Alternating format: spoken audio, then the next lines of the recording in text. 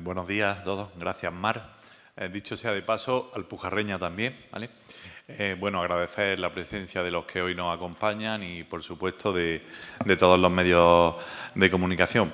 Yo no me voy a extender mucho porque, en realidad, los verdaderos protagonistas son las personas que han contribuido más en el proyecto, en este caso, nuestro arqueólogo Blas.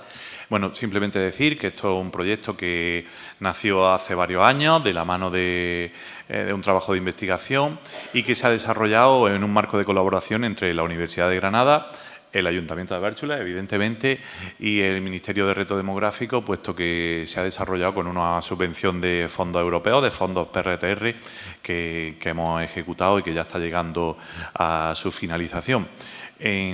Bueno, el objetivo principal de este proyecto pues, ha sido el de poner en valor, poner en relevancia el patrimonio histórico-cultural de nuestro municipio, que incluso para nosotros en gran parte era desconocido.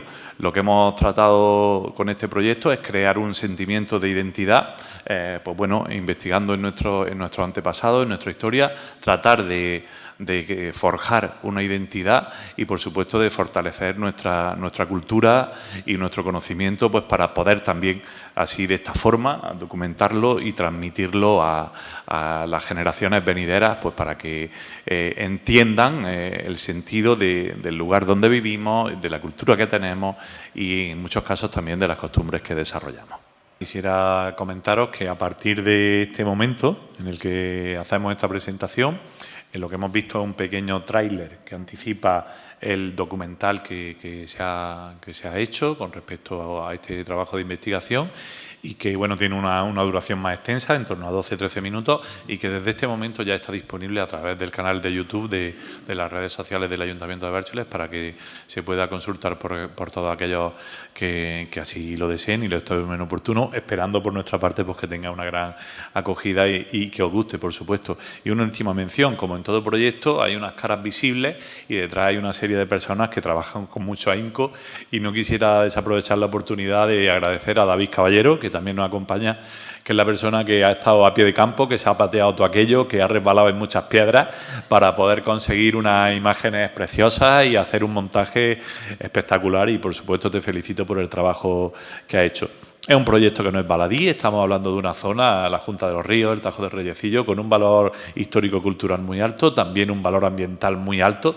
En ese punto también nace el río Guadalfeo, por lo tanto estamos hablando de una zona de una importancia y de una trascendencia fundamental en el pasado, en nuestro presente, por supuesto, y vamos a trabajar para que también lo sea en el futuro. Muchas gracias. Gracias a la Universidad por ofrecernos este espacio y a todos los organismos y personas que de una forma u otra han participado en el proyecto. En especial a Fran Cano, nuestro historiador, que inició el proyecto de historia, y por supuesto a Blas Ramos, nuestro magnífico arqueólogo del terreno, de Dorbiscón, que hoy nos acompaña. Este proyecto nace con un objetivo claro: conectar leyenda y realidad.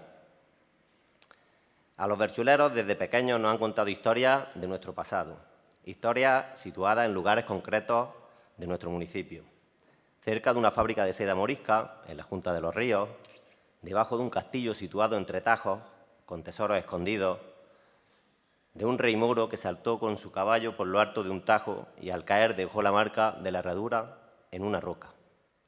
Lo que no podíamos imaginar era que ese rey existió, que fue el último rey morisco después de más de 800 años de los árabes en la península ibérica. Que no le llamaban rey, sino que le llamaban el reyecillo, seguramente porque la forma en la que se hizo con el reinado no fue la más adecuada, asesinando a su primo Aben Humeya, rey de la Alpujarra y cabecilla de la rebelión. Las dos versiones que hay de su muerte lo sitúan en el mismo lugar, en el Tajo del Reyecillo. Yo, por supuesto, me quedo con la que hace honor a la leyenda del salto del caballo. La roca está en una finca que curiosamente le llaman La Patá. Todos los nombres y fincas y lugares mágicos de Bércholes van cobrando sentido a la medida que profundizamos en la historia. Para dar luz a lo que somos y por qué somos está la arqueología, y de eso el que más sabe es nuestro amigo Blas Ramos. Vamos a dar paso a un vídeo en el que podemos intuir de qué va todo esto, ¿vale? Nada. Bueno, muchas gracias. Buenos días a todos, prensa, ayuntamiento, universidad. Muchas gracias por cedernos este espacio y por estar hoy aquí. Y bueno, yo por la parte que me toca como investigador y como arqueólogo, pues bueno, comentaros un poco los resultados que hemos tenido sobre esta investigación, que se ha centrado en todo el territorio de Bérchules y no solamente en el Tajo del Reyecillo, y que incluye una gran cantidad de restos arqueológicos, ¿no? Han aparecido restos de distintas cronologías. Tenemos yacimientos de época tardo-antigua que hemos podido localizar, como en el paraje de Cortes, en frente de Bérchules, y otros yacimientos de la zona. Pero uno de los puntos más interesantes, uno de los sitios más destacados dentro de la investigación, pues es este Tajo del Reyecillo, precisamente por esas características que tiene tan de leyenda, ¿no? Tan propias de este romanticismo típico que encontramos en la zona de la Alpujarra, donde muchas veces la leyenda y la realidad se confunden, ¿no? Entonces, bueno, era idea del ayuntamiento y era idea de todas las personas de Bérchules conectar con esa historia, saber qué es lo que había, y a partir de ahí iniciamos esta investigación. Lo que hemos conseguido localizar son los restos de un campamento fortificado de los moriscos durante la Guerra de las Alpujarras, entre el año 1568 y el 1571, que sabemos que se habían atrincherado en esta zona dentro de ese contexto, ¿no? del conflicto.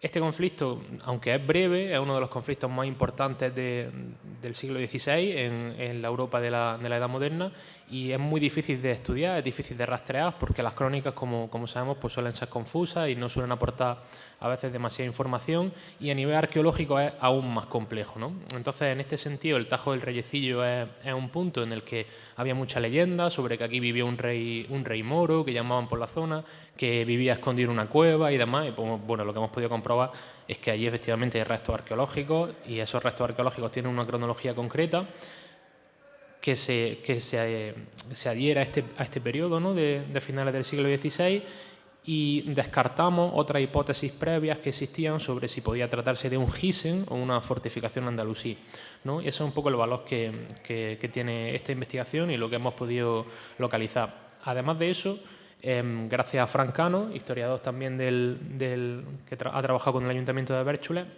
hemos podido saber que el campamento fue atacado por las tropas cristianas, por las tropas de los castellanos, llegando incluso a refortificarlo a partir de agosto de 1569, en mitad del conflicto. Por tanto, pues bueno, un yacimiento con mucho interés, con mucha historia, como decíamos ahí en el vídeo, y que se prolonga durante toda la guerra. Y uno de los puntos más interesantes para acercarse al conflicto, el conflicto de la guerra de las Alpujarras, desde la arqueología. Mira, sobre los hallazgos, fundamentalmente los restos que nosotros hemos localizado son restos de cerámica. A partir de la cerámica que hemos podido datar en el siglo XVI, esta cerámica la hemos estudiado dentro del Laboratorio de Arqueología Biocultural de la Universidad de Granada. Hemos podido ver que son piezas que están dentro de esa cronología, y además hemos podido ponerlas en contexto gracias a las probanzas de hidalguía, que se llaman, que son unos documentos históricos en los cuales, posteriores a la guerra, en los cuales los capitanes cristianos y los que habían estado en la guerra narraban un poco todos estos hechos, y a partir de ahí pudimos conectar como efectivamente en esta zona del Tajo del Reyecillo, donde además estaban los restos de este campamento, había también documentos que hacían referencia a que aquí había escaramuzas y había habido batallas, ¿no?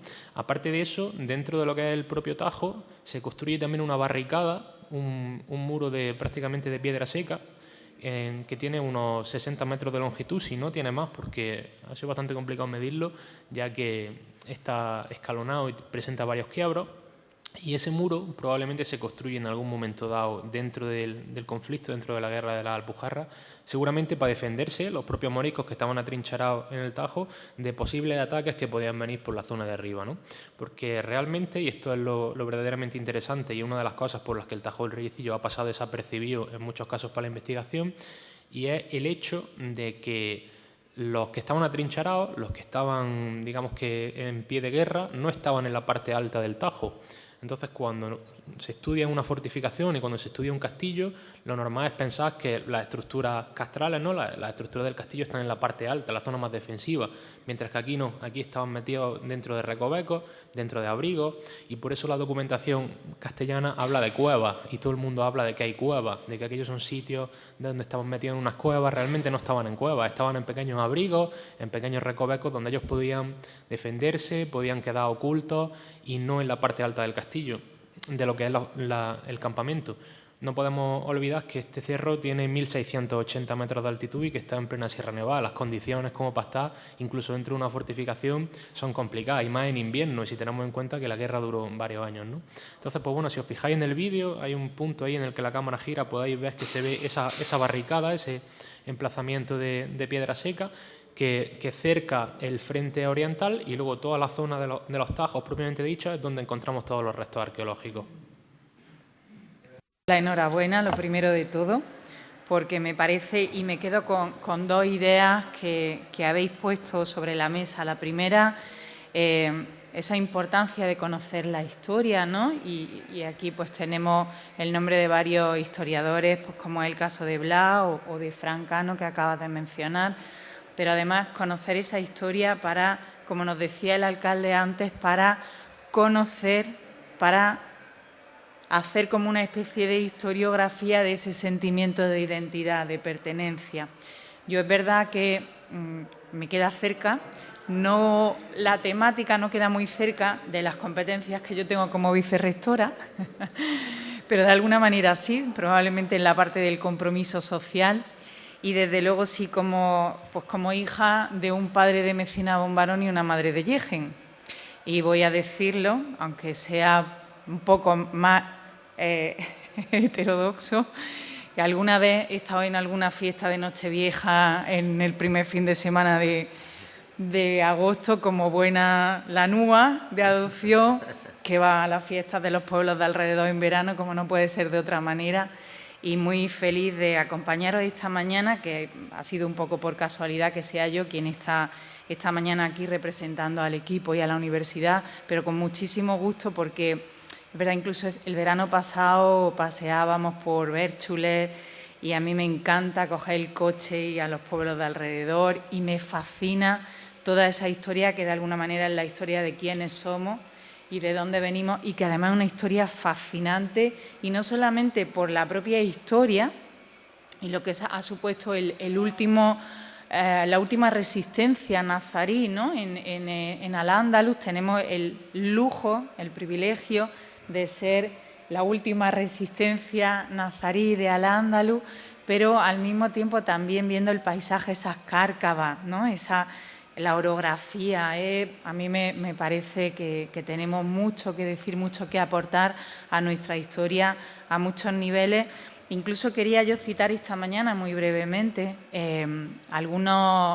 toda esa leyenda, ¿no? De la que habéis hablado también, que está recogida en la literatura, títulos como La mano de Fátima, ¿verdad?, por ejemplo, que además menciona muy bien toda esa zona. O no sé si conocéis a Licha, la otra peregrinación que escribió una maestra que estuvo en Yegen hace ya bastantes años, y lo que hizo fue recopilar la documentación que había, los registros parroquiales, y con todo eso pues reconstituir un poco, reconstruir esa parte de nuestra historia.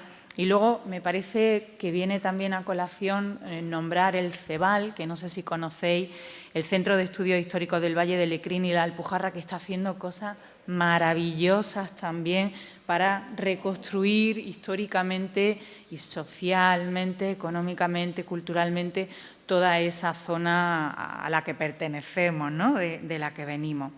Bueno, yo creo que es súper interesante todo el trabajo que se está haciendo. En Yegen hace poco empezó a excavarse, también lo sabéis, el Peñón del Fuerte, donde pasa un poco, como tú decías, Blas, donde hay varios periodos históricos, varias civilizaciones que han vivido allí, nos quedan sus restos y nos permiten contribuir a conocer mejor la historia de la humanidad, ¿no? También. Así que enhorabuena por todo este trabajo, muchísimas gracias por traerlo a presentarlo aquí. Y muchísima suerte. Con mis amigas del pueblo. Tú eres la que la liaba gorda, ¿no? No, yo no tanto.